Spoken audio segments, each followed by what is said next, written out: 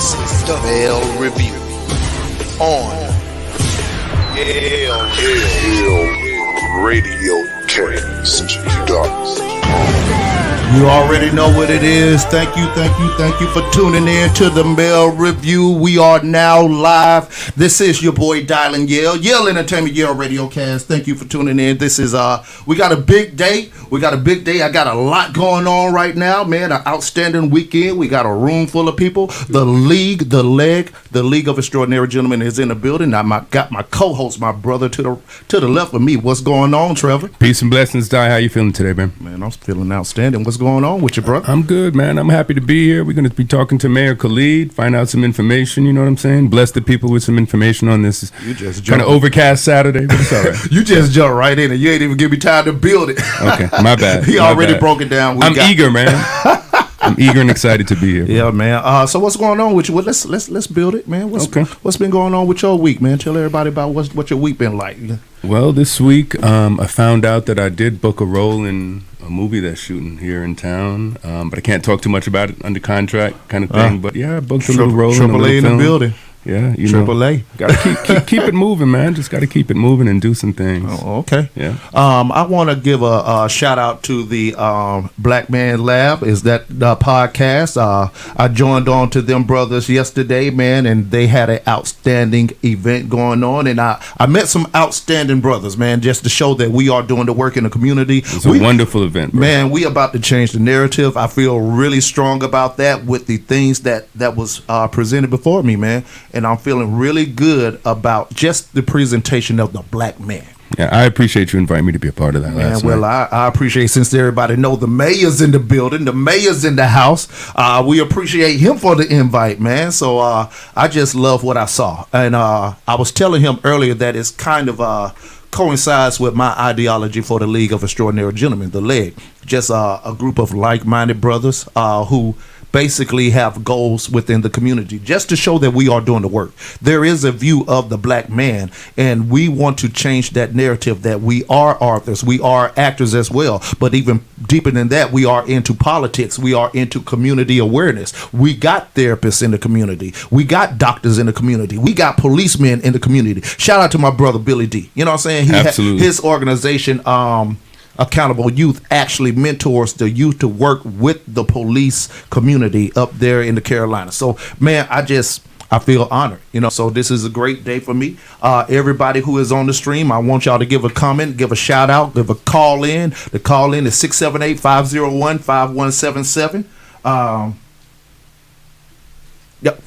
Shout out. Hold on one second. What we got going on, man? Let's talk, man. Well, the mayor's here, man. What's going on, brother?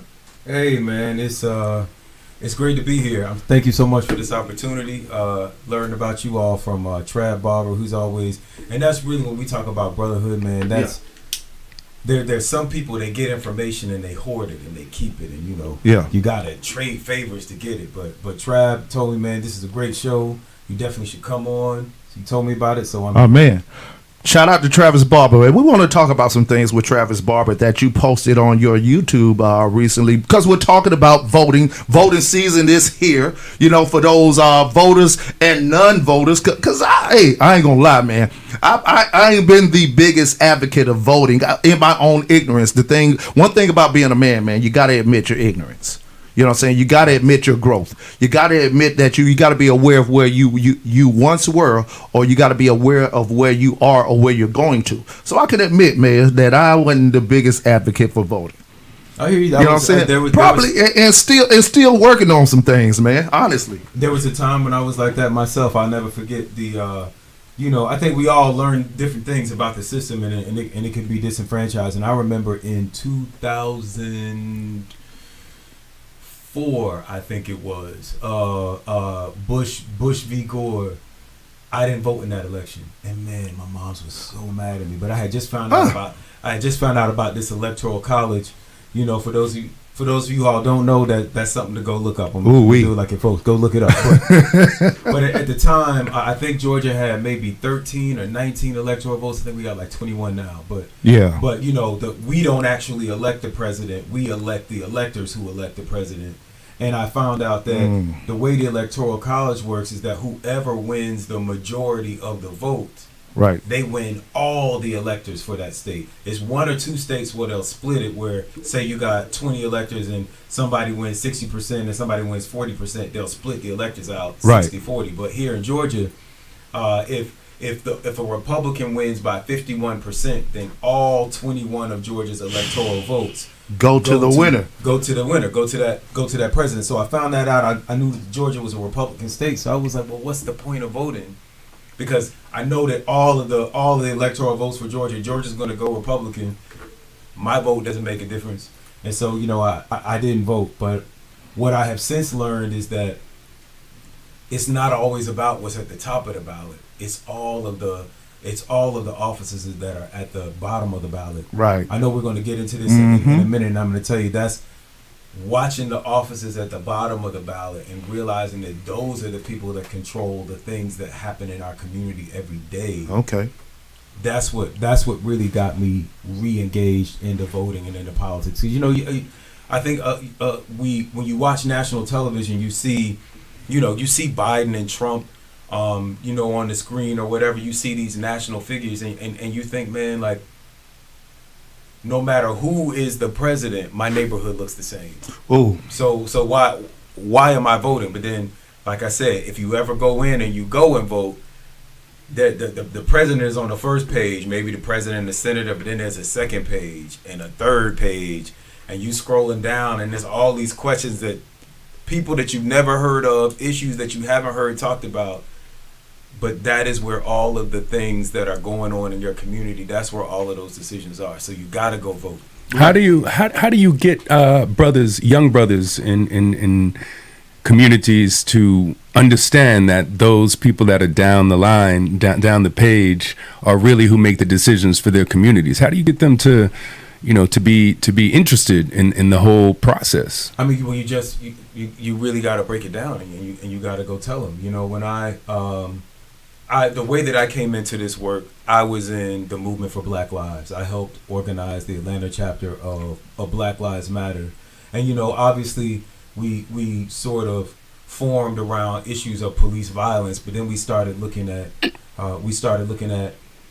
housing affordability, right? Gentrification and all these things that are happening. Like, the president doesn't do anything with gentrification. When I started doing my research, you realize that your city council, those are the people that decide what is the definition of affordable housing, right? In Atlanta now, they're saying that $1,200 a month apartment is affordable housing, right? Like, wow. That's crazy. That's the decisions that are being made. And so then you realize, the people that are making those decisions aren't the president or Raphael Warnock or Herschel Walker. It's your council person. And then you start saying, well, who is my council person? And then you find out that the council meeting is down the street from your house. And not only can you go, but you can actually talk, right? So you can't go to Congress and then go on the floor and make comments. But if you come to a city of South Fulton or any Union City, Fairburn, Jonesboro, East Point, Alpharetta, wherever you live, if you go to a Fulton County Commission or the city council meeting in your city, there is a period in each of those meetings called public comment. You can get up and say whatever you want. So you're saying people don't know that they can actually have a voice in their local political community. They don't know that. Most people don't know that. I didn't know that. Yeah, you can go and you can say, I want to talk about, I see y'all got on this agenda, y'all getting ready to decide on these basketball courts. Y'all getting ready to decide how much money to spend on parks. And I want y'all to spend more on parks. So I want y'all to not, we will vote at whether or not 18th hair salon can come on Old National or whatever it is, a fast food restaurant. Those are votes that are happening at the local level. And I'm going to tell you something. Most elected officials, I'm just going to keep it all the way real because that's what we're doing. Most elected officials are punks. If you get 10 people together and they come down and y'all all make comment on the same thing, y'all can change your vote. Wow. With just 10 people. Wow. People don't know that.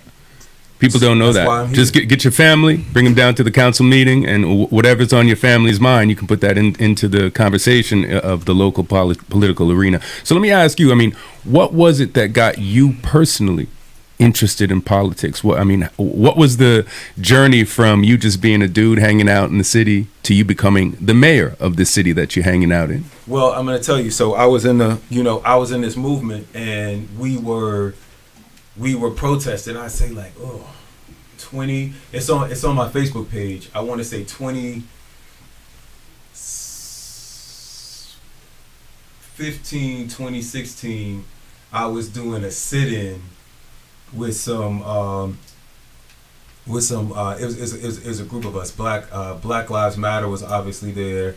There was another group called Rise Up ATL. Mm-hmm. I remember that. Every that was right after who got Mike shot? Brown.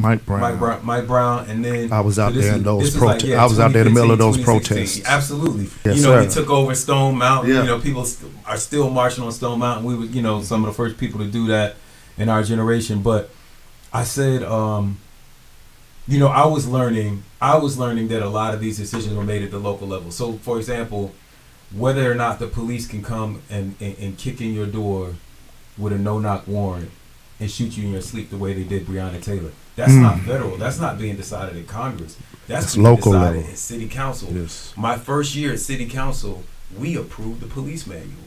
The manual that the whole thing was there, and we really didn't ask enough questions, but your City Council sets those policies. So in the city of South Fulton, we've eliminated no-knock warrants. You can no longer, thanks to Dr. Mark Baker, this is a lot of legislation he passed, and now he's going on to run for Congress. But you can no longer question someone's child without them being present. I know a lot of y'all saw, about the Central Park 5 and how those kids were railroaded because their parents weren't even in the room. Yep. Can't do that in the city of South Fulton. And you had something to do with that legislation, or that legislation was nice? Absolutely. Right. So the legislation was written by my brother Mark Baker, but I had a vote. 4 people had to vote on it to pass. We decriminalized marijuana. A lot of people don't know. One of the first things that happened after we shifted from just talking about police, we were trying to figure out what we were going to talk about next. And I really wanted to talk about affordable housing, because housing just is getting out of hand. But some people that were younger than me, and this is why it's so important to listen to young people. Mary Hooks, she was a co-founder of Black Lives Matter Atlanta. She was like, we gotta focus on marijuana, and I was like, I don't know if that's really the right thing. That really is that gonna pull in like older folks and make us seem responsible? Right. But then she hit me with this statistic: there are more people in jail for marijuana than all violent crimes combined. You round up all the killers that are in prison, and there's more people in jail for marijuana. Black folks and white folks use marijuana at the exact same rate, but 90-something% of the arrests are brothers, black men, are us. If you look at, I'm gonna just give you an example of a neighborhood. Right on the west side, you got the neighborhood that I used to live in, Vine City, and then right next door, English Avenue. Marijuana arrests left and right. Right across the street is Georgia Tech. They all smoking weed in there. Of course they are. Yeah. Right? Of course they are. I went to college. I smoked weed. Professors are smoking weed. Right. You know what I'm saying? And if a campus cop catches you smoking weed in your dorm room, nothing happens. You might get a little write-up, you might get a little something in your record, but like you're not getting a misdemeanor or a felony. Right? And so when you start realizing that this system is stacked against us, and then you you extrapolate a little further, and then you start looking at the money. You start realizing there are now more states that have legalized marijuana than there are that haven't. More places than are illegal. Sure. Then you start looking at in Colorado was the first person. I want to say it was like 2019 this happened. But now in Colorado, California, and Washington State and Oregon, the tax revenue from legal marijuana is more than the tax revenue from alcohol. Wow. That's how much money is being made off this industry. Sure. And guess who can't participate? Anybody that's got a marijuana conviction. So after you have convicted all of us, then you make it legal. Right. You can't even participate. Then you start the business, and then the money starts flowing. Meanwhile, the people that have been locked up for these crimes are still arrested. Now, I think Biden might have passed something where he's going to give leniency to people with those convictions and probably release some of the prisoners. This is what I heard. I haven't, I'm not the biggest biting guy, but I've heard that he's going to, probably let some of these criminals out, or people who have been convicted. I wouldn't call people criminals because of weed offenses. But interesting, I want to question you about the no-knock warrant thing. I asked you a little earlier during the ad run about Monteria Robinson and her son that got killed. Jamarion Robinson. That was an interview we did at the beginning of this year. And basically that was almost similar to a no-knock warrant situation. Not necessarily, it was more involved, but how do you feel when you have to come across a situation where there is an active shooting situation where somebody got killed, and the question is officer related shooting? Well, I'm going to say this because I've had my battles with our police chief in our city, but I will say to the credit of South Fulton Police, knock on wood, our police have never killed. Thank you. A black man in that way, or really anyway, we just haven't had that issue. Right. Even before when we were Fulton County, there are other surrounding municipalities, Union City, East Point, Atlanta. Right. They've gone through that, and I attribute that not only to the leadership of our chief, but the fact that we have a young black police force, and so when they take that uniform off and they get in their car, like they know what it is. Yeah. And so our officers approach folks differently. But I will say, part of the systemic issue is that, Jamarion had some mental health issues, right? So many black men that are getting killed have mental health issues, and because you have people who are not from that community, when they see a black man in crisis, they automatically assume the worst. And they're afraid. Like, people are just afraid of us. Sure. Because I can't tell you how many videos I can pull up of drunk white men and I don't know what happens in Florida. And they are so lenient with how they, sir. I mean, they are swinging. Sir. I've seen them like swinging, running down the street. You think about Dylan Roof went into a church and massacred people. They arrested that man and took him to Wendy's. Sure, quietly. They took him to Wendy's. Quietly. Burger King. Quietly. Sure. Quietly. Sure. Had a rifle, an active shooter. And you have somebody like Anthony Hill, butt naked. Yes. In DeKalb County. Yes. Can't hide, no weapon. He schizophrenic issue, and was called by the parent. If I remember, the parent wanted to call the police for assistance. Correct, or was it a neighbor? I want to say it was a neighbor. I know his girlfriend was there on the scene. Right. The cops was called at the end of the day. The cops was called to assist, and you see him like he doesn't have. He's obviously not a threat to you at this moment. You gotta ask, how is a butt naked black man a threat scarier than a white man with a rifle? Sure. Right. This goes to what you asked last night at the meeting, where you said, you'd like to see the government present images of black men that are more in line with, what we really are, as opposed to how entertainment portrays us and how the general public sees us as a threat, dangerous, violent. Right.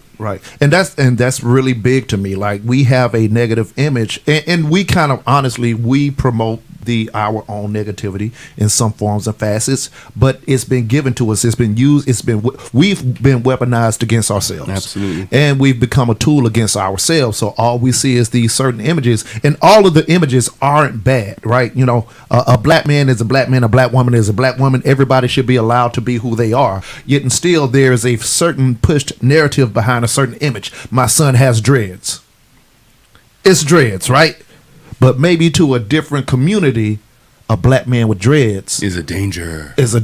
Because all I see is maybe not him, maybe a certain person or artist or image of a black man with dreads. But this is where it gets into the policy. If someone is having a mental health crisis, why are we calling a cop? True. I can tell you, in many police precincts, in the city of South Fulton, in many police departments, you can be a police officer with a GED, no social work training, right? And then you look at what they're learning in the academy. It's one of the reasons, like, I'm trying to go to the academy, and I'm going to, I'm hanging out with recruits, particularly the fire department. They are spending hundreds of hours in police departments on how and when to use deadly force, on weapons training. They only spending a fraction of that time on talk therapy, social work, these kind of skills. And so then you got to ask, why is it there is no 911 option for people that are having mental health crises? Right? Like, and so that's a policy decision. Okay. That's someplace where we at the city level or the county commission level can say, we're going to take some of this money, and we just going to get into it, right, when we talk about defunding the police. Mm-hmm. What we're saying is, we're going to take some of this money that we spend on guns and tanks and SWAT teams and saying we need to have an emergency mental health response team. So basically, the idea is not defund the police, it's refund the police. The monies need to be allocated maybe into other departments and not war-based. I'm a guy from the military. I'm a military veteran, and most of my brothers are. Mark L's a veteran, TR's a veteran, So as the Mail Review, we just coincidentally are a collective of veterans. And we look at some of these crimes like, we've been taught reaction to whatever the situation may be. And we know a lot of these police have same military backgrounds that we have of how to respond. We've been trained on this. And when we see it, I know you know how to deal with that situation. It's so frustrating because we know this police officer who has a military background knows how to handle this situation non-violently. Tony Ford, give a shout out to Tony Ford. He said the media, basically what we're talking about, the media kind of pushes a narrative, and that's all they give us. But another question, Trev? I sure do. I'm very interested in your background. Like I said, how you got into politics. So here's a question. I've always wondered, what are your daily responsibilities as a mayor? Like, when you wake up, what's the first thing you have to do? Is there an agenda of things that you is there a schedule? Is there an assistant that says, Mr. Khalid, you have to meet this person, you have to make this phone call, you have to sign this paper? What are the daily responsibilities of a mayor? I got two assistants, and I'm going to tell you, it's different in every city, right? So every city, in the same way that the United States has a constitution, and that constitution explains how our government runs, every city has a charter.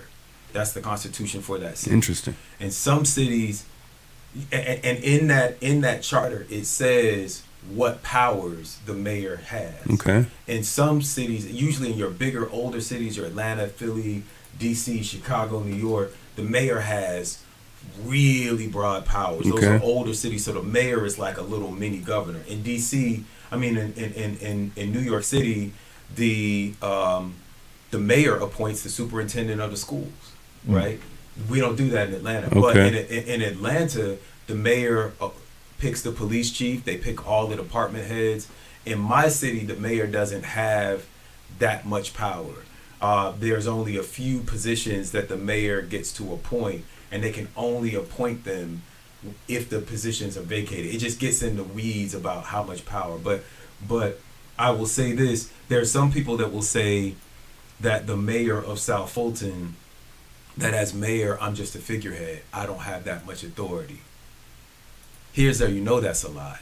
It's a lie because before I was even sworn into office, they started changing the city charter. Do you think they did that because you're a black man and they saw the potential for a black man to become mayor? Our last mayor was a black man. So why did they do that? So here's a little information about the city of South Fulton. We're the same size as Atlanta. We're nearly 100 square miles. We're 89 square miles.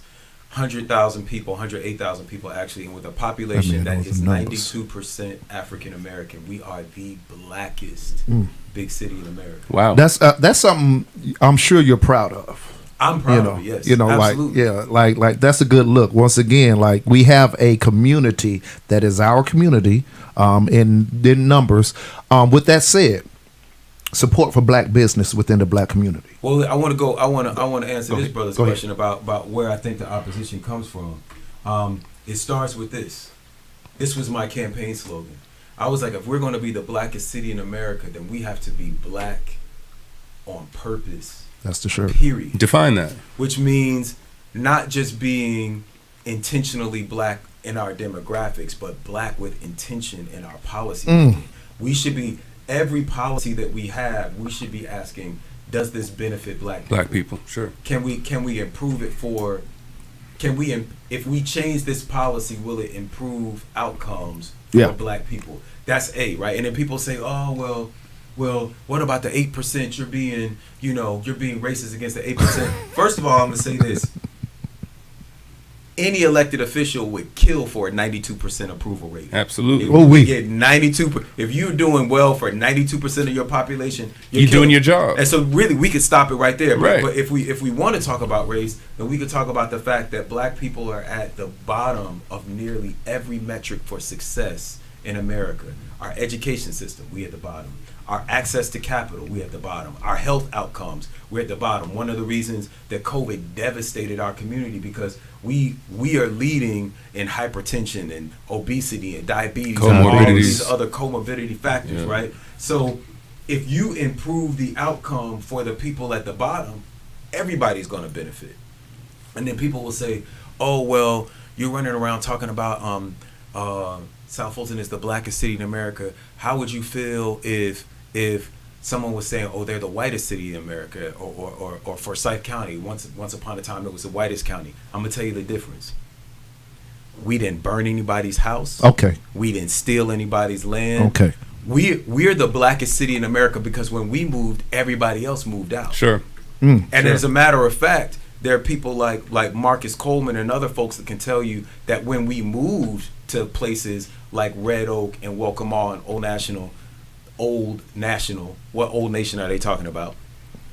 People were burning crosses on his father's lawn or his grandfather's lawn when they first bought land in that city. We don't do that. Right? So if some place is the whitest place, they've got a history. They've got a history of how it got to be that white, sure. right? That's not our history. That's not our history. Okay. That's not our history. But the other part about being the blackest city in America, so you understand that this lack of access to capital, this lack of business in our community, the fact that a home built by the same builder is worth a third of the value in South Fulton as it is in Alpharetta. Pulte Homes, they can build the same 3,000 square foot home, in South Fulton is worth $300,000, and in Alpharetta or Johns Creek is worth $700,000, $800,000, $900,000. Exact same home. Sure. So when you understand that didn't just happen by accident or coincidence, that happened from policies. There were policies in the Federal Housing Authority. The first people talk about redlining maps and things and banks redlining communities. Banks weren't the people who drew the first maps. The Federal Housing Administration, the Federal Housing Authority, they were the first people. Banks just borrowed the maps from them. So when you understand that our condition in America is the result of policies, there is no way to change the condition without rewriting and changing the policy. So do you think one of the ways that the black community in America, all across America, can help to lift up our situations is involvement in politics? I mean, do you think that that's what we need to do? Absolutely. If you look at the south side of any city, the south side of DC, south side of Chicago, south side of LA, lower Ninth Ward, pick your place, any place that black people are living, we are all experiencing the same challenges from the same set of policies. So you can't change it without changing the policy. Right. And so I think that when I talk about, I used to think that I used to take it personally that I was getting so much opposition because I was talking this way because people just didn't like it. But then if you listen to many of my opponents, people on council, my colleagues on council, they'll say things like he's divisive, or I talk about all of these attacks. They're coming from other black people, And then I realized, y'all sound like Republicans. This is the same thing that Republicans say when we say Black Lives Matter. That's why is saying that my life and your life and your life and your life, why is saying that our lives matter? How's that controversial? How is that controversial? How is that divisive? How is teaching kids about the 400 years of policy that have ended us up the way that we're here? And then you're like, oh, we don't want to teach this because it makes my kids feel bad. They should feel bad. Or being proud of themselves. And you should feel bad. Like nobody should be proud of the policies that have happened. Right. But what I realize is that there are people that don't want to see our community be all that it can be. Of course not. Right. There are people that are benefiting from the status quo. They are getting rich. So off how the status quo. And I gotta say this.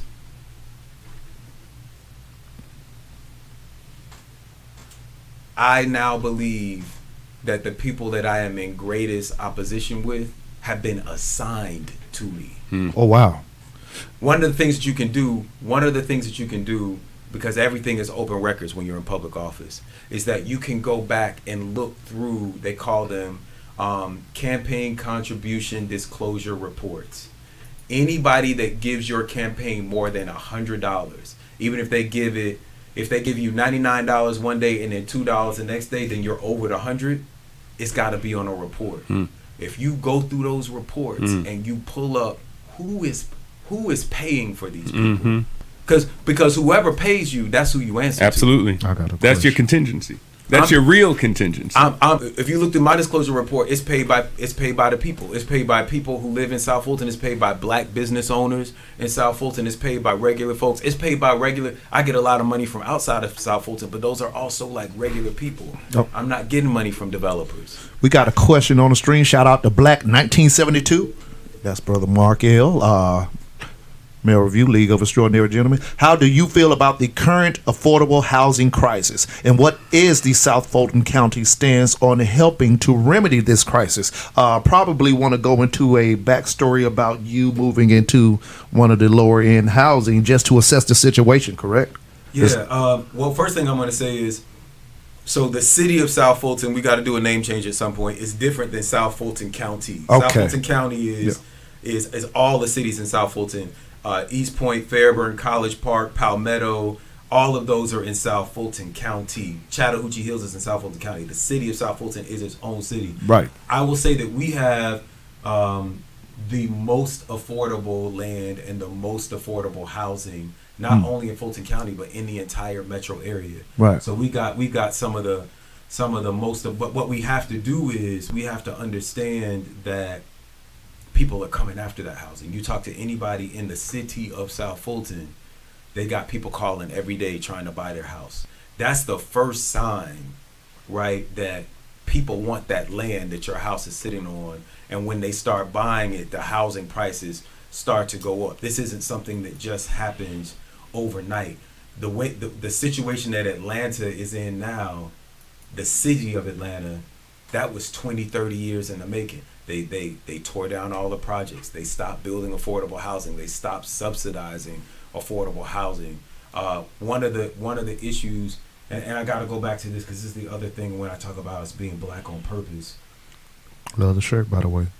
It is also a philosophy. We have to understand that we are suffering from trauma, that we have issues and anxiety. So a lot of times when we talk about affordable housing, here in the blackest city in America, black homeowners will say, I don't want affordable housing because that's going to drag the value of my house down. I don't want those people living next to me because that drive. And I'm like, those people are your cousins. Right. You know what I'm saying?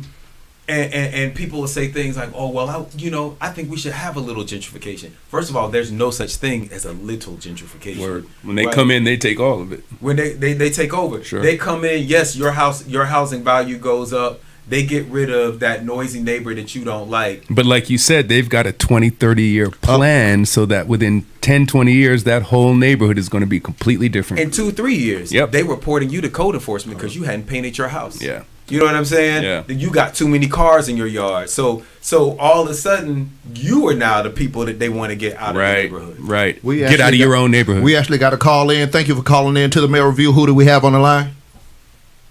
Hey, this is Nemesis. How you doing today? Nemesis from the Soldier 23 Project. What's going on, brother Nemesis? What's happening with your brother? What's going on, bro? Hey, it's good. It's good. On my way to Mississippi, man. On my way to Mississippi, but I was checking out the show, and I appreciate it greatly. The conversation that you guys are having. I just really wanted to ask a question concerning what is the vision for working with the homeless veteran situation and the mental health crisis that is taking the veterans out of the community at a rate of 22, 23 veterans a day by suicide, and that is really, in my opinion, impacting the community as far as leaders and skill sets and things that veterans really bring to the table as citizens. So, do we have any vision as far as creating a safety net to address those issues? Well, I'm gonna give you the politician's answer, and then I'm gonna give you the activist's answer. The politician's answer. Okay. The politician's answer is, mental health services are really the county. That's not really the city's. That's not really our purview. So those are supposed to be the things that the county commission does. The activist's answer is, when you see that people are not doing something, you gotta act. So if we don't have enough funding for mental health services coming from the county, then the city may need to act. If we don't have, if we have a problem with homeless veterans and the county housing authority is not building, they're not in the business of building affordable housing, then as a city, we might need to create a City of South Fulton housing authority where we are building affordable housing, because one of the things that we're hearing is that developers in the market is saying that affordable housing doesn't make any money. So if I'm a for-profit business and you're telling me that I'm going to barely break even building apartments that are $800-900 a month, Don't want to do it. but I can make millions building $2,200 a month apartments. What's the choice? What am I going to build? Right. And I got investors that I got to return. I got to give them a return on their investment. I got all of these people that I got to answer to that are saying they want more and more profits. What the government, our job is to do things that don't make money.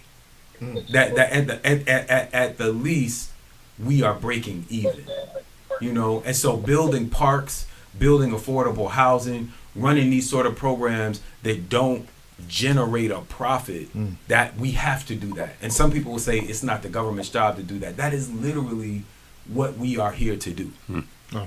Thank you for calling in, brother Nemesis. Soldier 23 Project. Go to the website soldier23project.com. Thank you for calling in, brother. Any last words for the mayor? Hey, just thank you so much for your service, man, and shaking them up and hey, moving forward into the future with a great vision. We appreciate you. Thank you.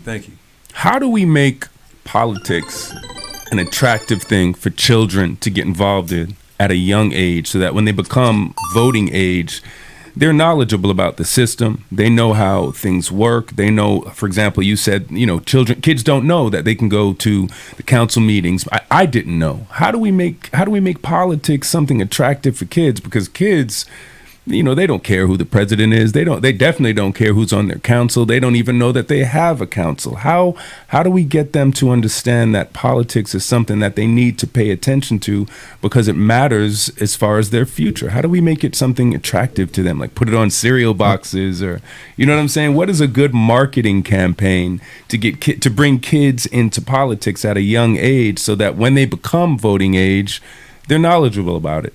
Well, I think the first thing is we got to make it attractive to their parents. Okay. There you go. They're not enough. I became mayor.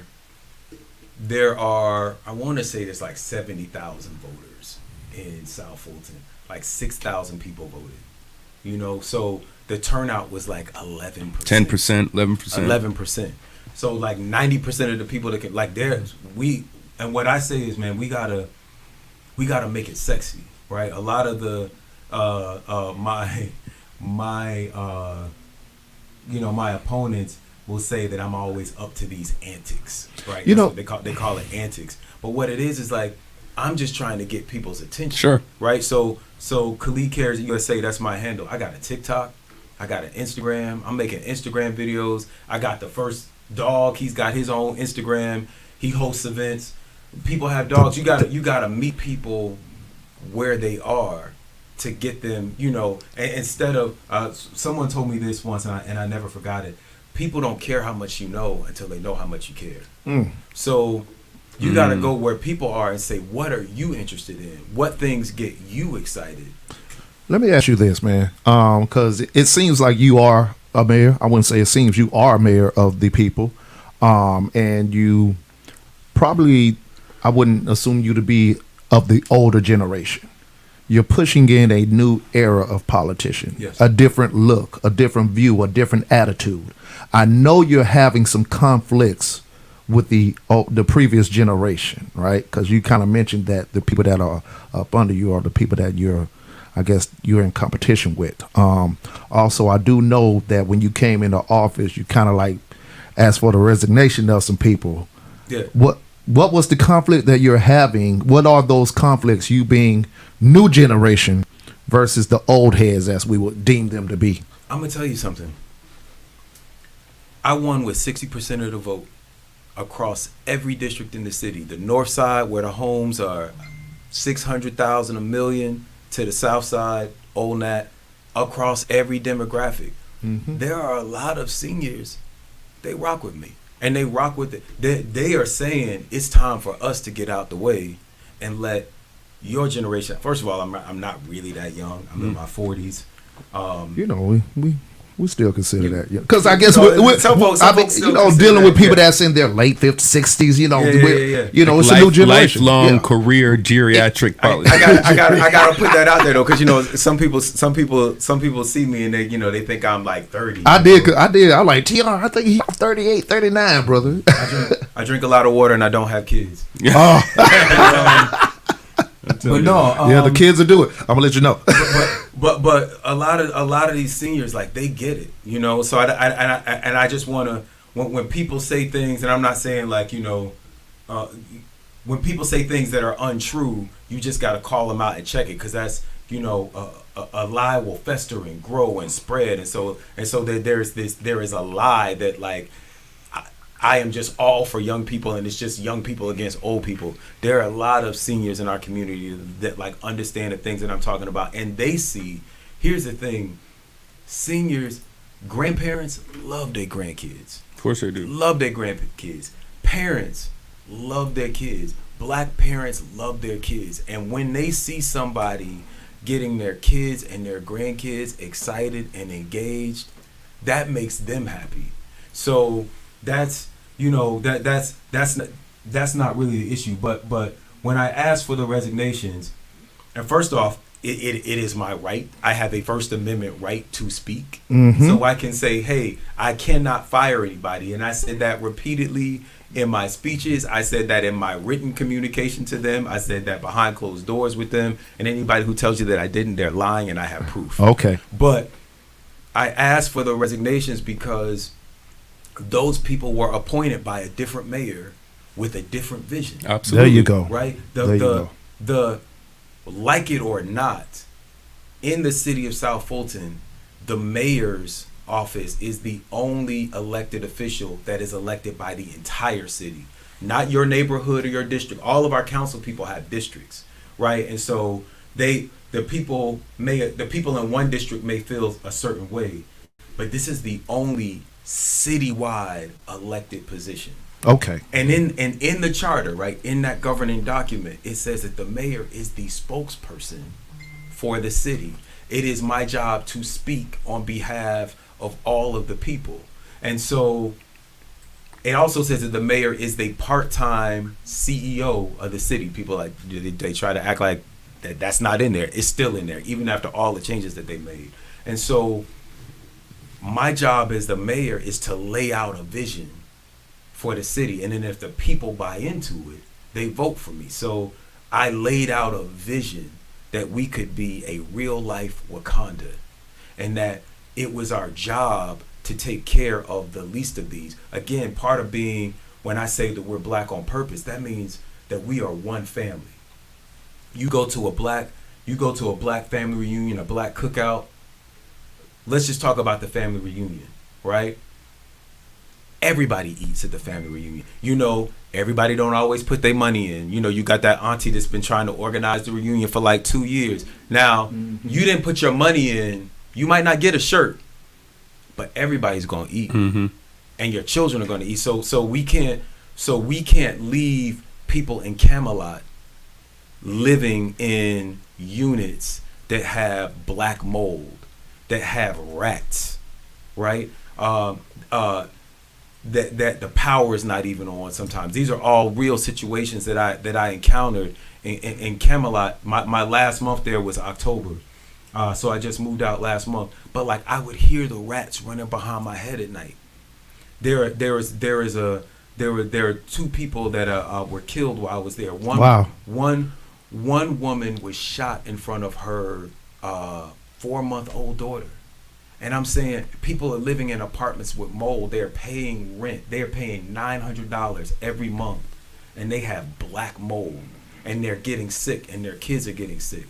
It is our duty to not allow people to live like that, and to not allow landlords to exploit people and make them pay rent for places that are not fit for human habitation. It's our duty to respond to that. Okay.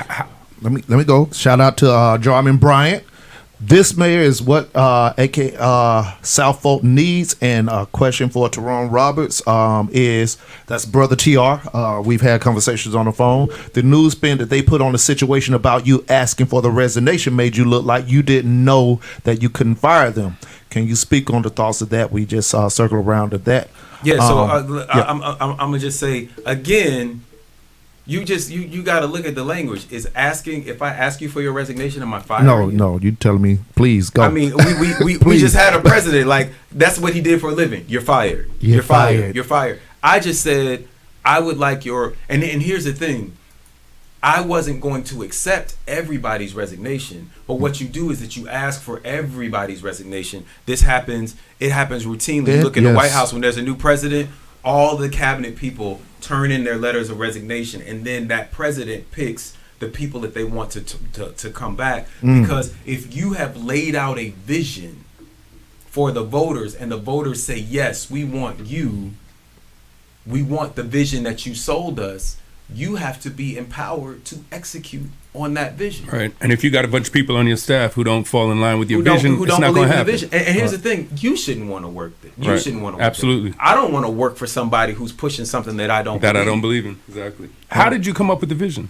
I mean, was it in a dream? Did you spend a lot of time driving around the city and just kind of checking it out, taking notes? Did somebody come in your ear and say, "Hey, I think we should do this"? How does a person come up with a vision for an entire city? That seems like a difficult task. Well, first off, it's my hometown. Okay. So I was born and raised here, 40 years, and then I just talk to people. I will tell you, two of the most popular programs that I ever came up with as a councilman were the Blighted Property Fund and the Speed Bump Fund. And what would happen is I would go out and talk to people, and they would be like, "Man, we need speed bumps. It's people speeding all through the neighborhood. My kids out here playing. We need speed bumps." And then I would go and say, "Hey, well, let's put some speed bumps in." They asked for speed bumps. It wasn't really no money in the budget for it. Or it would be a house that was burned down, and people would say, "This house has been burned down for 12 years. Like, when is somebody going to come knock it down?" So then I go back to Public Works, and they'll be like, "Well, we don't really have any money in the budget for it." And I'm saying, when we started, we had $100 million in our budget every year. We now got $172 million. How is it we got a $172 million budget? And don't have enough money for speed bumps and to knock down a whole burnt down house. And so that's where my whole vision came from. I said, we should spend the money. This is their money. We should spend the money on the things that they are saying Absolutely. that they want. If people are saying they pay their tax dollars and they saying, "I want a speed bump," we should look into that. We should do more than look into it. We should give them a speed bump. We could do the studies and all of that, but like, if you were living on the street every day and you're seeing people speed, you don't need a study. if you can get the majority of your neighbors on your street to say yes, people speed down this street, I'm gonna trust the people. And so and so much of my vision was I would talk to entrepreneurs, people that will open businesses, and we'll give $1 million to Target. This was something else that formed in my vision. Remember when Amazon was coming? Cities were tripping over themselves to get Amazon to come into their city. They were giving millions of dollars in tax breaks to literally the richest man in the world. Right. Okay. Right. Now I got a brother down the street, like he just need a $5,000 loan. He can't get no money from the city, but we gonna give millions of dollars to this corporation. Right. And so those were the sort of things where I just talked to people and I heard what people want, and then I just started making a list. One of the things that I got into a lot of trouble for was calling for a forensic audit of all of the city's finances, right? That wasn't nothing that I came up with. People were like, where's all this money going? Like, you say this is your budget, where's it all going? Sure. I'll be like, well, I'm not exactly sure. Well, y'all need to do an audit. Sure. So that's my vision came from. My vision, it's not my vision. It's just came from talking to people in the community. All right. Yeah, that seems like it makes sense. All right, so brother, thank you for. We're gonna go on a commercial break, man. We got a lot of questions to ask. We got another hour. The man here for an hour, 2 hours, y'all. I need more call-ins.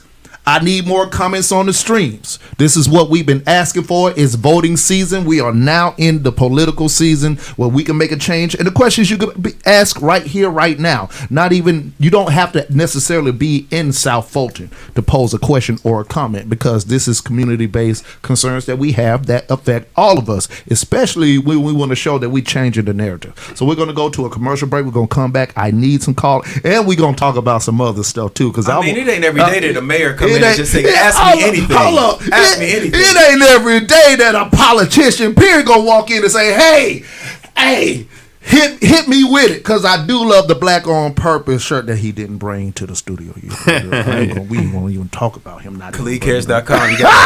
And there go the politician. We're gonna go on a commercial break, y'all. Tune in to the Mayor Review. Right, we're gonna be back in a minute.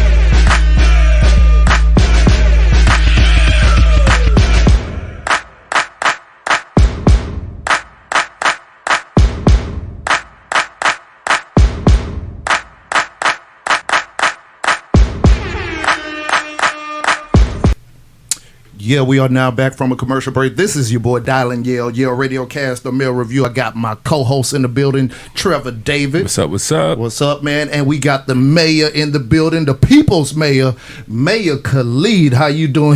Hey, man. We've been getting it in with the questions and the comments. This has been a great show. But during the break, we had a call-in. Caller, who do we have on the line? It's funny y'all just talk about fishing. It's the fishing man. This AJ calling out of South Fulton. I'm calling to speak to my mayor. What's going on, Mr. Jiggins? This the man right here. Okay, what's going on, brother? What we got? Hey, man, this is a great conversation. First and foremost, I want to just give my mayor his flowers.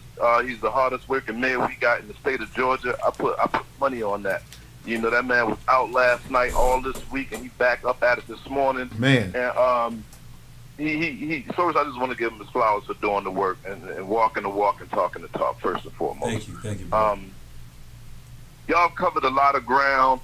One thing, because I heavily rock with the mayor, I'm very familiar with his Black on Purpose, policies and ideologies, and I want to open the conversation for us to talk about economic development in South Fulton. We've had some long conversations about this. I just would like to hear him tell the world about his vision for what that looks like as it pertains to our city and the city of South Fulton. Man, thank you so much. The one of the key planks in my platform, one of the things that I was pushing for since I was a councilman, is that we gotta own our land. You gotta own your land. A lot of people don't know this, but I'm a socialist, right? I believe in like sharing things in common. Socialism, I believe, is an inherently African thing. But we are in a capitalist society, and in a capitalist society, the majority of the rights over land go to the landowner. So, as a city, you can regulate a little bit. You can say somebody has a piece of land. You can say you got to build your house maybe this many feet back from the street, or you got to use this kind of material. But you can't say you can't build a house. You can't tell somebody you can't develop your land. I'll take Old National just for example, because that's where I was first a councilman, so I know that area the best. The majority of land on Old National is not owned by anybody that lives not only in the city, but even in the county. Okay. The majority of that is our highest density of commercial businesses and commercial parcels of land. And it's owned by people that don't live in the area. It's owned by people. So they have no interest in what really goes on there. And that's why other than making some money. That's why it looks the way it looks. And the way that capitalism works is that old like you take, people always ask me about the old Target right there at 285 Old National. That's actually in the city of College Park. But what I can tell you about real estate is, even vacant, that building is making money for people because they can write it off. They can write off what they're supposed to be making off their taxes. So they get money for not even doing nothing. For doing nothing. Right. You know what I'm saying? You got people in Camelot, like, they still collecting rent even though the buildings got mold in them. So the first thing that we have to do is, if we want to change the course of how our community is being developed, you gotta own the land that it sits on. And there you go. We got a question. Don't mean to cut you off, but Tyrone Roberts, how can Yale Entertainment get government assistance to put on a community event? LOL. But ain't He's no LOL. But the LOL ain't serious. But forget that LOL. Forget the LOL. Tyrone serious. He dead ass serious. I mean, here's the thing. If you're doing events for the community, the first thing you got to know is that each one of us have budgets. I get $65,000 a year. Each council person gets $55,000 a year to do with almost whatever they want, right? Within reason. Is that like, that's just miscellaneous money that they say, here you go, here's $65K, do something with it. Do something with it. Okay. Right? And so, and for me, I love it because it is the quickest way to return people's money back to them. Okay. So if you're doing a community event, first off, anybody that does community, anytime I'm doing an event, like I got a Friendsgiving event coming up, I hire performers, I hire vendors, I hire people that are in our city. Sure. If you go through media, if you go through my P card, there's been all of this stuff about like how I'm spending this $65,000. I promise you this: if you go through it, most of it is people who live in the city of South Fulton. Most of it is young Black entrepreneurs. Like, that's who I'm giving. If I'm putting on a program, I'm having them put on the program. That's why when I have programs, they're well attended. We got a lot of questions about money on the stream. Diva084, you asked for the audit. Did the city give it to you? So do you know now what they are spending taxes payers money on? We did circle around a little bit of that. So I asked for audit. They did not. They did not give it to me. What happened is, some of my opponents on council, they decided they wanted to like audit my $65,000, but they didn't audit the city. What came out in our last rounds of budget talks. This is in my newsletter. First of all, if you're not getting a newsletter, I gotta just say you want to text 33777. 2 3s, 3 7s, 33777, and the word you're going to text to it is Fulton. That will connect you with my newsletter, with all my social media, everything that I got going on. But what came out, and I have the video of this, like this isn't like an allegation. You can watch the video.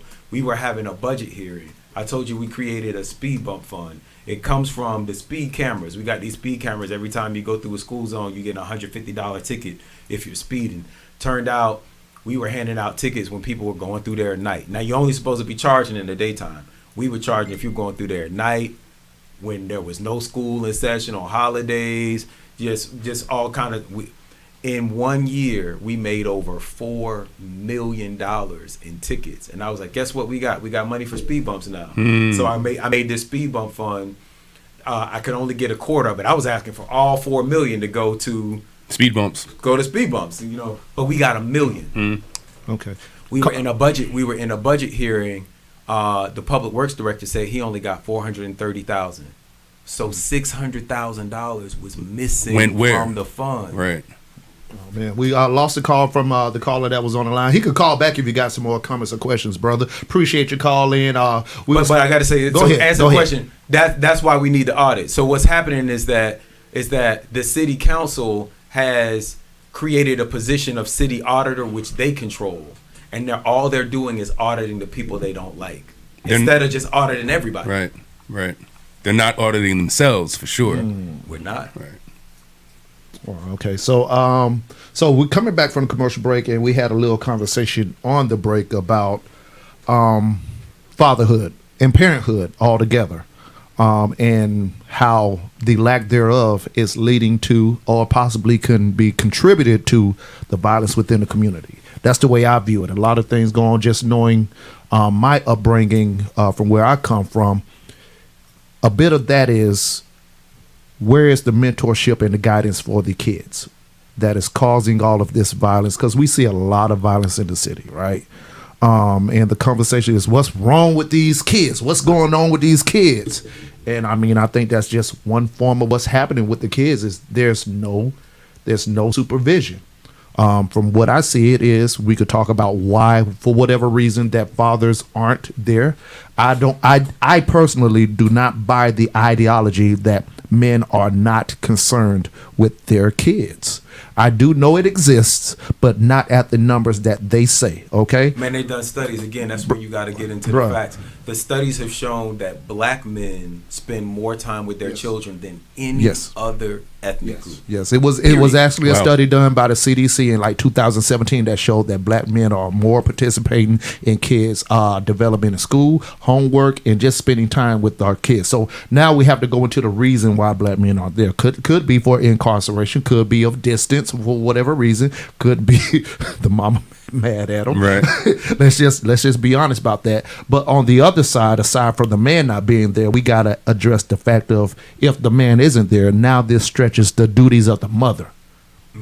The mother has to possibly now work two jobs, maybe even 3 jobs, to put food on the table, and that leaves an open door. Who's watching the kids? And if there's no father present, there's no mother present by whatever means, now we're allowing these kids to be influenced by the streets and by the media. And that's what I feel like is raising our youth. Mayor, what you got? Yeah, man. You said it. You said a whole lot. I think we definitely have, young parents who want to be friends to their kids more than they want to be parents. But then, like, what we were talking about on the break is that, again, man, so much of this just comes back to race for me, man. Like, I was raised by parents who grew up in the Jim Crow South. Like, my father saw bodies that were lynched, and my mother grew up at a time where, like, black people could not even check a book out from the library. Right. And so it was clear. One thing about segregation, it made it clear that they didn't with you. You know what I'm saying? Like they didn't deal with you. Right. You could speak now, openly here. I understand. Now we have integration has created this illusion of inclusion. Mm-hmm. That you can be whatever you want to be. Like we out here telling, but what my parents used to tell me is that you have to be. The reason that I'm so tough on you is that you have to be twice as good to get half as much. You do. You know, but I don't think that. Number one, I don't think that today's parents believe that, and they're not teaching their kids that. So I'm not gonna be hard on you if I think that you are on this level playing field now, and that's where I don't know. I just think that's a big piece of it. What are parents today teaching? I think today, personally, parents are trying to be friends with their kids. I wholeheartedly believe that through whatever concerns or however that child grew up into an adult, that they, and I've heard this. We've heard it in songs. I'm going to give my child what I didn't have growing up. So they try to, just shower the kids with whatever means to take care of, instead of teaching that child what they need to survive in this world that once they out of that house, they don't care what you know or how spoiled the parent has made you. Once again, I said my mom taught me one thing, how to be a productive citizen. She did not teach me how to be a man. Okay, I had to learn that from my brothers that was around me, from the fathers of my brothers that was around me. And essentially, I learned that from what I saw a father to be, James Evans, Fury Styles. Okay, those were the people that I said, you know what? He's teaching his son how to be a man, And I see nowadays, oh, baby, hanging out with the kids on TikTok, dancing with the kids, smoking blunts with the kids, being a friend instead of a stern disciplinarian. And I'm gonna say that one of the things is that we say this all the time in the South. There's a time and a place for everything. There's a time to be ratchet, and there's a time to be professional. What I see breaking down in our community is that people just think any time is any place. Absolutely. You see. Absolutely. I don't want. I'm gonna say not just black women, but black men. Yeah. I see them in the Walmart in pajamas. Yeah. Like those are not clothes for outside the house. I've seen men actually sell drugs with their kids in front. Now, if you're gonna do that, if you're gonna do what you do, you're gonna do what you're gonna do. But don't just because you want to be or do this, don't present that image to the child. Right. Are you essentially saying that you think black people here in the South anyway don't have a really clear sense of time and place? There's a time for this and there's a time for that, because it seems to me, I notice that too, like, black people kind of want to have fun while they working, and not really focus on one aspect of whatever they're doing at a time. They want to kind of include recreation in it and fun and family time. I think we had this reality show culture that rewards bad behavior. Okay. You know what I mean? Like it just rewards people wilding out and cussing out and going off on people. So even in our council meetings, we've had council people curse in meetings. We've heard council people use foul language. I'm talking and people are rolling their eyes and hissing and huffing, and it's just we're in a meeting. We're in a meeting, we're on camera. And then even, and then we go behind scenes, we go in executive session, it's even worse. Wow. And it's like, okay, there are no cameras rolling, but we're still in a meeting. Right. Like, you're still councilwoman so-and-so or councilman so-and-so. And like, just the cursing and the level of disrespect. I think people are watching these shows where people wild out and cuss out and do all these things. I think it's cool. Without consequence. Mm-hmm. Once again, it's media. We talked about that. We kind of started the show talking about media. I think that's something that the government at a higher level needs to address. It seems like when you say certain words, they know how to shut out the whole whatever platform from certain content. Why is it that the content of us constantly is pushed out there? In each negative light. And I will tell you, and the thing is, this is where I feel like it's targeted against us, right? So Beyonce, love you, Beyonce, if you ever, end up watching this. Trevor was in Beyonce video. I was. You were? Okay. Yes, all right. So give her a call, Trev. Give her a call. I'll give her a queen. call. But she had this, she had this song, I can't remember what song it was on this last album, where she said, I spaz out on these folks, right? Mm-hmm. she had to remove the Spaz, word spaz. yes. She had to remove the word spaz. If you go and look at, everything is digital now, so you can't even find that label. You can't even find that word. And if you go to Spotify, Apple Music, anywhere you stream her music, you cannot find that. She had to remove the word because it's a medical terminology for people who have It's a derogatory term for people who are schizophrenic or whatever. Okay. Yeah. She got bitch all over the album. Interesting. You see what I'm saying? Yeah. You got Ye. People are going after Ye because he said apparently some anti-Semitic things That we never found. All over all the albums he got nigga. Yeah, of course, and that doesn't matter. So how is it okay that we can degrade each other? Like exactly. You see what I'm saying? Like it's been made to be okay to use this derogatory language to each other. Okay, so Dwee Wicker, shout out Dwee. Can we start setting a time limit on ratchet time? Like 2 minutes in your room by yourself or inside the club only? I'm with that. I'm with that. Because it's been pushed out. I hate these shows, the Love and Hip Hops, the Real Housewives or wherever, right? I women have a real love-hate relationship with me because I come at them about the way they conduct themselves as of late. I do think women are allowed to do what they want to do, but also there should be consequences. There should be consequences. Yet and still, you still have to be cognizant of how you're going to be received by carrying yourself this way. And all I be asking is, ladies, please be mindful of how you're presenting yourself as a black woman. Yeah, you should be, but you're not going to be seen the same way for being ratchet as a white woman or any other person will be, especially when it goes back to we're at the bottom of the totem pole and how we're treated and viewed. So just kind of like keep it to the side somewhere. I'm gonna say something, this real controversial. I'm probably gonna get in trouble for it, but it is what it is. Men and women are not the same. We have different roles and responsibilities, and as much as we, there's a lot of pressure on men to be providers, and men, you got to come with this certain, if you're a 25-year-old woman, you can have roommates. You're a 30-year-old woman, you can have roommates. If you're a 30-year-old man, you got roommates. Then you got roommates, so I got to have my own place, my own car, and I got to pay for the date when I take you out, right? But I mean, okay, if we're going to say that that's what men should do, then we got to talk about what women should do. The Honorable Elijah Muhammad said, when you raise a woman, you raise a nation.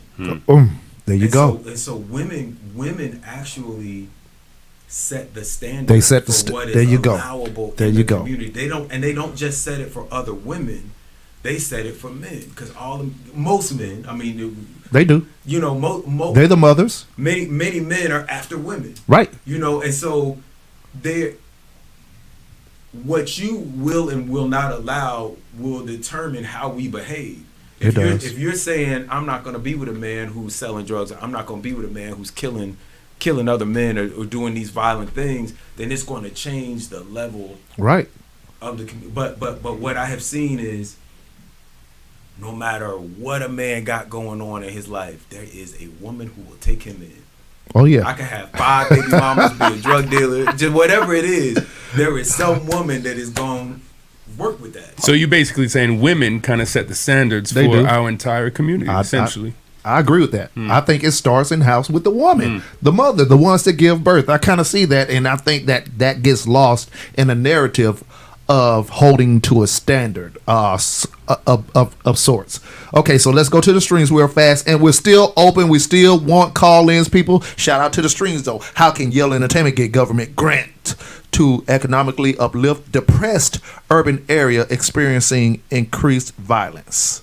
So the first thing is that we just have to decide as a city, right? Because the city sets. Your city council has to want to do that, right? So we don't give grants for things like that in the city because we as a council have not decided that is a priority of how we should spend our money. Okay. And I will say, as a city, we have enough money to operate as a city, but we need way more than what we have for the size of the city that we are. It's It's a a lot of city shit. like Sandy Springs. It's a third of our size, but they have a budget that's 3 times as much as ours. So we can't just do as many things, but it still is. We could do something. We could do a pilot program. We could say we're gonna award $10,000 a year to this agency to do this thing. We just haven't done that as a city. Okay, so we got T.R. Tyrone Roberts. Don't demand me to respect you more than you respect yourself, period. That's circling back to the how you present yourself. And I think that's for men and women. I know we kind of harked on that, but we want to make it clear. If I'm acting like a F-boy of sorts, and then I'm coming, look at me as a king. You're like, man, well, no. You're not acting like you're a not king. acting like a king. You know what I'm saying? What is the justification for Sandy Springs that has less people, less size than South Fulton, to have a 3 times bigger budget? What's the justification for that? They have roughly the same amount of people. One is that their land is just more valuable. Okay. They own it. They develop the developers the same people who are building in our communities, building cheap homes or running like strip malls or whatever. They live in Sandy Springs, so their community is going to look nice. You're going to make where you live look nice, Right. And so the question is, we need to either be buying more of our land as a city or encouraging black entrepreneurs to buy more land. And now what we know is that we don't have the same access to capital as people there have. True. But collectively, as a city, we have $172 million. So collectively as a city, we could use that $172 million to control more of the land in our city. Okay. What is a particular industry in South Fulton that you don't see brothers getting involved in that you wish they would? That I don't see. Like you mentioned, entrepreneurship. I'm gonna say the tech space, billing and coding. Like what is really. There are not enough of us. Everything that we're doing now is being run by computers and technology, and that is all of them are running off of a language, off of a computer language, and there are not enough of us who are learning that language and learning how to write that language. Coding. We're now seeing all of our money become digital. One of the things that I would like to see, Miami is starting to do it. Like they created their own digital currency. We could create our own currency and then teach our children how to code it, and it's language behind this Bitcoin and Ethereum and all of these things. Are we ready for digital currency though? Because we better get ready. Because other people, these things that I'm talking about, where they're, are we ready? Other people are getting ready. Yeah, that's the thing. It's like I see, goes back to our self-ignorance of finances, and we're already behind the curve on just the dollar bill and how to actually circulate the dollar bill and use it for generational wealth. We're already behind the curve on that. And now here we going into the next, because this is about to be it. They're already rolling out all digital currency, and they're already getting ready to eliminate the dollar. How many stores you going to now? They say we don't accept cash. Plenty. I see them. Mm-hmm. And now, what I will say, another brilliant policy by Mark Baker is that we don't allow that. You have to accept cash in our city because it's too many people that good for don't you. have access to bank accounts. Good for you. And all of that. That's great. That's a simple policy that I would think would really benefit the average person. That makes a lot of sense. Yesterday you mentioned Herschel Walker versus Raphael Warnock, and you said that you feel like Herschel was propped up as a division of the black vote. No, that wasn't me. That was Mark Baker. That's my brother. Okay. Shout out to Mark. Yeah, he We went there with. We twin on a lot of stuff. So what he's on, I'm on. But yeah. Do you feel like that? Do you feel like Herschel is just being put up there to divide the black vote away from, to divide the black vote, to lessen the power of the black vote? Absolutely he is. You don't think he's a legitimate? You don't think he's a legitimate candidate? Listen, man. I remember the first debate. He basically said that he suffered from mental illness and he doesn't anymore. That he had basically cured himself. Like he at least what he alluded to is that he doesn't take medicine and he doesn't see a therapist, but he doesn't have the issues that he had anymore. Like And then he said, But it's a tight race right now. he said That's in the why. debate, he said in the debate that everybody that works has health insurance. That's I don't even know what planet you're living on. That's definitely not the case. Right. But you can prop somebody up. You can put something out there to sell, but people gotta buy it. Sure. So then you gotta ask why people are buying it. Well, we know why people that don't look like us are buying it, right? Like, I mean, that's just. And if you don't, then you go read some Cornel West or whatever. Like, you can understand how we got to where we are. But black people and black men would not be buying what Herschel was selling if Democrats were delivering the things that we asked for. Okay. You see what I'm saying? And so I got into a lot of hot water. We gonna jump right into it. Where I don't know where my haters are. They're not calling in, but They watching. Haters watch behind. oh, absolutely. I got so there was a debate, and I was on this national news network, and I said, I felt like Raphael Warnock didn't really do a great job. I didn't say he did a horrible job. I didn't say I was voting for Herschel Walker, that people should go out. But I was just, we gotta be able to critique, Absolutely, right, the people that are representing us and not just follow them blindly, right? And so Herschel was like, Herschel kept saying, you voted with Joe Biden like 96% of the time, and we be so hungry to cross over sometimes that we will distance ourselves from people that are unpopular, right? And so I felt like there was a little distance happening in that debate, and he never said, damn right, I vote with Joe Biden 96% of the time. I agree with him 96. If you rock with somebody, rock with somebody. Right. You know what I'm saying? And people, particularly black men, we can pick up on when people are acting funny. You know what I'm saying? Mm-hmm. Like, and so just be unapologetic about what you're, one of the what reasons, you stand for. like it or not, and this is not an endorsement for Donald Trump or any Republicans, but they are about what they say. Absolutely, bro. You know what I'm saying? They don't run from nothing. They don't run from nothing. No. They stand on their whatever the policy is. They principle stand is. on it. They against abortion. They against the gays. Whatever it is. And they say it straight out. And they don't make no apologies for it. Nope. But then when people ask us what we for, we want to. It's two sides. It's a complex issue. Right. Don't nobody want to hear that. Absolutely. And black men instantly get turned off. I think one thing I do see from that group is they may not see a lot of things eye to eye, and they probably don't like the person that's the spearhead for whatever it is. But since that person is supporting that agenda, they will support that person.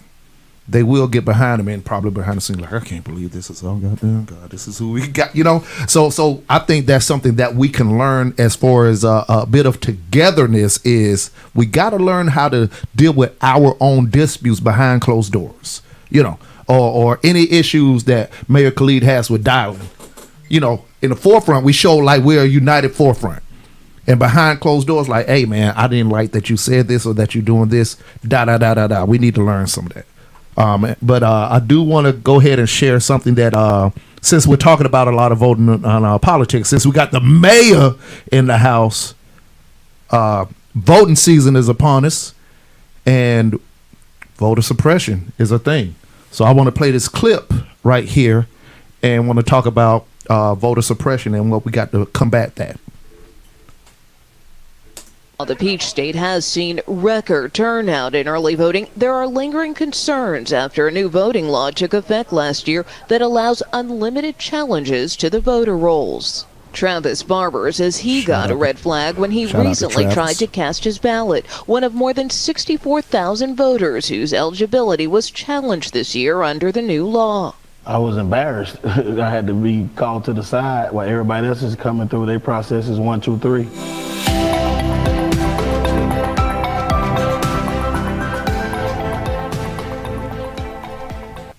Voter suppression. How serious is it? It's serious, man. Like again, man. It's a lot of brothers be like, oh, my vote doesn't matter. I'm not gonna. Again, it's just like I said. People are saying that I'm just a figurehead, but behind the scenes, they keep changing the charter every month. They keep chipping away at these powers that they say that I don't have. if your vote didn't matter, then why is it every election they keep coming up with these new laws? Now you gotta put your ID, you gotta print your ID out, you gotta sign the back, you gotta do this and that. Trav, man, he went to Shout go out vote. to Travis Barber. Yeah, he went to go vote, man. This is a community activist, do stuff in the community. All he does is on the South Side. Somebody could just walk up and say, I don't think you live where you live. And he was not allowed to vote that day. He got to go, and he filled out like a provisional ballot. He's got to go and to some hearing or something somewhere and prove that he is who he says he is, because somebody just walked up and said, I don't think you should be able to vote. Wow. But Wow. that's one of the new voter laws now, is that anybody can come up and challenge you as you were going in to vote and say, I don't think he should be able to vote. And now the burden is on you To prove that you can. And Georgia in the last couple of years has become incredibly important on the political scene in terms of, like you mentioned earlier, the Electoral College.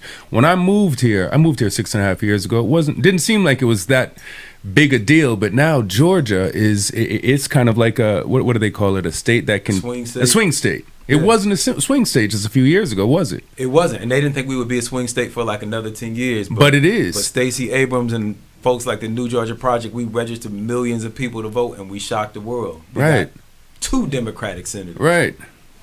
Man, shout out once again to everybody on the stream. We're trying to get through all the comments and questions. Once again, the call line is still open. Please call in with a comment, or I don't think we all know everything. We need advice on something we could possibly implement within the community. So go ahead and give us a call. Jamar Bryant, where would I get a recall info for council persons outside of my district? I mean, the recalls they're really tricky. You got to get signatures of, you got to get so many % of the eligible voters to sign a petition to do a recall. And I think it might be something like 10,000. It's thousands. You got to get thousands of signatures. And you have to do it within a specific period, so you don't have like a year to get the 1,000 signatures. It may be, don't give me the line, I don't know, maybe like 60 days or 90 days. So in order to really do a recall, you have to have a very organized group of people that is trained on like what signatures to get. And then you gotta have, I'm gonna say you gotta have at least 20 people that are willing to go knock on doors and collect all of these signatures in the right amount of time. By the time I know that there's some people that are dissatisfied with members of council. By the time you actually did that, went through the process and got it, on the ballot, we got a council election coming up in November of next year. So I just tell everybody, just hold on till November. Here's the other thing that I think is that a lot of times we know what we don't want. Right, but we don't do a good job of thinking and planning for what we do want. So let's just say you could recall whoever the council person is that you don't like. You could recall them tomorrow. You could have the election. You could have the election on Tuesday and recall them. Who gonna fill this? Yeah, exactly. Who do you want to take his place? Y'all got somebody? Are you gonna run? You don't like this dude, but who do you like? Okay, so Mr. Bryan again, who is the chairperson of the Charter Commission? We got that. The chairperson of the Charter Commission was actually the previous mayor, and I nominated him. That was an olive branch. I try to be a classy person. People say, oh, we have this nasty race, and that I was nasty to him in the race. I just said, I don't think you're doing a good job as a mayor. That's why I ran. Like, I think I could do a better job than you. I don't think that you've been representing the people well. I ain't talk about his personal life. Now, people came after me about my personal life. I ain't talk about no marital issues or anything that he had going on. I just said I didn't think you do. We watching this Warnock and Walker race. Now this is a nasty campaign. Yeah. What do you think? What are some qualities that you would say a good mayor has to have? Like, what's a skill set for a good mayor? Like a boxer's got to be strong. A basketball player's got to be able to jump. What does a good mayor have to be able to do? Patience. You can't. I had this vision. I sold it to the people. I won this election with a sizable portion. It wasn't close. And so I thought that I could come in and just start making all of these changes. And there's an entire power structure Sure. that like bucked Sure. back against Bureaucracy. me. You got to deal with Yeah. the bureaucracy. And so, we have an election coming up next November. Half the council will be up for election. And I just have to have the patience to go through 2023 until we can start replacing more council people with people that share my vision. How long is your term? 4 years. 4 years. So I'm in each year term one. you're in year one. Okay. Yeah. Do you plan to run again? You think? I'm gonna see how these 4 years go. I'm gonna see how these elections go. What I tell people is that if I don't, and it's funny, man. When I was running, one of the things that every politician says was, "Well, I'm gonna stay involved. Like regardless of what happens, I'm gonna stay involved in the community." And so when people would ask me, "Are you gonna stay involved?" I was like, "No." I'm out. I was like, "I'm out. I got a vision for this city. I'm gonna try to implement my vision, and when I'm done, I'm out. I'm putting forward this vision. If y'all don't like it, then I'm gonna go somewhere where people like it." Right. Same thing, man. Like if I can't get help, if I can't get council people who share my vision, I'm out. I think we got to do what we got to do because this is how I look at it. We got a potential president sitting right here. Absolutely, brother. If we keep Know on that. pushing him up, just division, because we always talk. I truly believe the way that people win in whatever chair that they're going for is through not only their policies, but just the impression of who you are as a person. Absolutely. A lot of times, a lot of these people have won their presidency just because.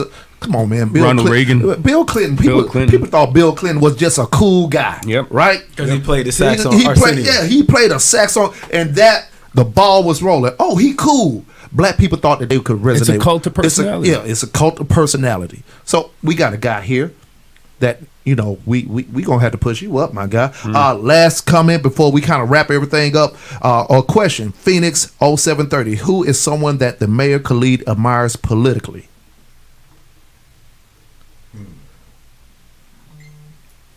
Ella Baker. I'm going to say Ella Baker. I'm a student of the Student Nonviolent Coordinating Commission. One of the things, a lot of people think that the bus boycotts or a lot of the marches and things that happened in the 60s. She talked about there's a difference between mobilizing and organizing. Mobilizing is the event. It's getting a bunch of people to come to the event. But the job of organizing happens months before that. That's one of the reasons that I moved into Camelot, because you got to be living with the people and walk. And people wonder sometimes why I have like such strong support amongst people, no matter all the mudslinging that's thrown at me. And people just think, oh, these people are in a cult, that it's a cult of personality. It's like, no, because y'all seen me walking this walk, living this life for 4 years. And so that's somebody that I admire a lot. Okay, well, I think this has been an outstanding day. We got to talk about the impact of the youth. We have a young man in the. Go ahead, get the mic. Pull the mic on up, brother. Yes, sir. And go ahead and introduce yourself. This the next mayor right here. Word, man. I appreciate that. I was up here taking notes to get the skill sets and everything. But my name is Quaylen Bobbitt, poet, entrepreneur from Lithonia, Georgia, Arabian Mountain. Morehouse stand up. I'm glad to be in the room. Okay. What's your impression of the mayor and what you've seen? Because I met you yesterday. Outstanding young man. Very passionate about what you believe in. What's your impression of the thing about manhood, what you've seen the past 2 days? I am excited because what I'm hearing and what I'm seeing is something completely different than what you're seeing on like the mainstream, and it's really encouraging because all it takes is for one of these things to go viral and everybody's like, well, who is this? What's going on? What's happening? And then next thing you know, black positivity is being pushed at a large scale. So it's just one moment away, and knowing that you've been doing this work for 4 years plus is like cool. You never know when in the 4 years it could happen. Something that you might have said like a year ago might finally blow up when somebody realizes who is this person, and then that one influencer push it to their generation, and now you got a whole new generation of people looking up to all the positive stuff that you're doing and being able to push that new positive narrative. And that's encouraging because now they see what black manhood looks like in a positive light, even if the father isn't in the home. Now they have someone that they can look up to in a positive light, and that's just really encouraging to be able to see that. And I've just been taking notes just so that maybe just some of the knowledge and gems y'all are dropping, I can pick up and push them to my people as well. So Thank you. Well, thank you for being here. Thank you for the work that you're doing in the community because you're a part of the event yesterday. So just we have to set an impression for the youth. You know, we've learned from our ignorance, and I'm still learning. I still sometimes like enjoy my own ignorance, but Trip, what I'm talking about. But sometimes we got to be the person to say, "Hey, look here, this is me. This is what this will be for you following my ignorant path."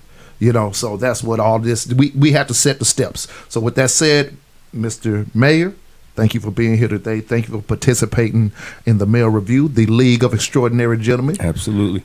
Voting season. The voting ballots for early voting has closed. Tell everybody when they got to vote and what we got to do coming up to make your voice heard.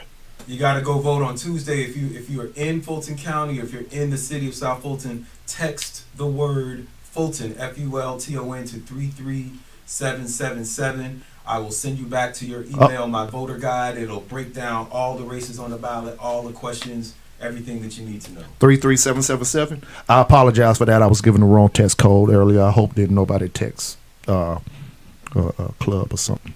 So text 33777. Text the word Fulton, Fulton. Fulton to 33777. Tell them where to reach you at, sir. Oh man, Khalid Cares USA. I'm on the gram, Instagram, TikTok, Snapchat, all of that. Khalid Cares USA. The People's Mayor. Trev, you got anything to sign out with? No, I just really appreciate you coming in and enlightening us about your job, your responsibilities, the area of South Fulton. I have learned a whole lot today. Okay, so I was a little bit apathetic about the political process myself, but today I'm gonna go home and I think I'm gonna get a little bit more involved, Alan. Thank you very much for giving me this window of opportunity to learn, bro. Man, that's what we're here for. Once again, we are in this group called Iron Sharpens Iron. You know.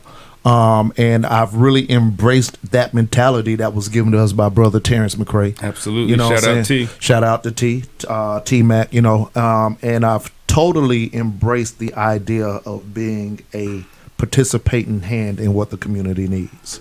And I appreciate everybody who has supported Yale Radiocast, the Mayor Review, the other shows up on the platform. Just follow us on everything. YaleRadiocast.com. Shout out to my brother TR. Follow him on RTV. That is the televised portal that's on Roku and Fire Stick. You could catch all this content. We're gonna be doing some more business with the mayor. I don't know if he know, but he just found out. He just found out today. He's one of the members of the League of Extraordinary Gentlemen. He just found out today. So thank y'all for tuning in. This was a great show, Mayor. We appreciate you taking time within your busy schedule to be here and give the voice out. Just give the voice to the people. Let them know that politicians are here. You know, and they're real people. That's the part. They're real people. And I love to, because the past 3 years just being connected to so many people in the community in positions in, you know, within the community that's in politics has shown me a different view. Absolutely. I said in the beginning, I wasn't the biggest person as far as voting, you know, but I'm learning as well the impact that I have. And if I'm going to be about it, I have to be about it on all levels. That's our duties. So thank y'all for tuning in to the Mayor Review. Last words, mate? South Fulton, forever. Forever? Wakanda forever. South Fulton forever. No, we do not do that here. Anyways, we're going to, once again, shout out to y'all. Thank y'all for tuning in. For those who don't know, the motto is get the business. Holla. Peace and blessings, Yale Radiocast.com.